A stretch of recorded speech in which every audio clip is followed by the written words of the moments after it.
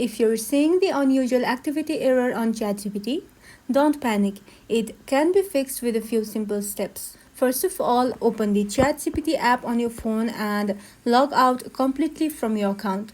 Make sure to log out fully so that the session resets properly. Next, it's important to clear any temporary app data that might be causing the issue.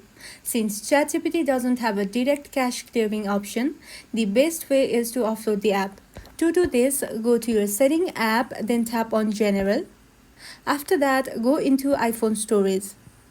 Here, locate ChatGPT and tap on it. Then tap on Offload app. This will remove the app but keep all documents and user data intact. After offloading, reinstall the ChatGPT from the App Store. Once reinstalled, open the app and log back into the account.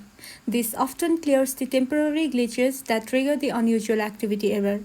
If the problem persists, try switching the network from Wi-Fi to mobile data or the other way around, or restart the device. Sometimes minor network glitches or temporary app glitches can trigger this error.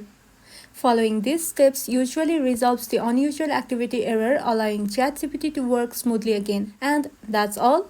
If this video was helpful, don't forget to like and subscribe for more of these videos, and thank you for watching.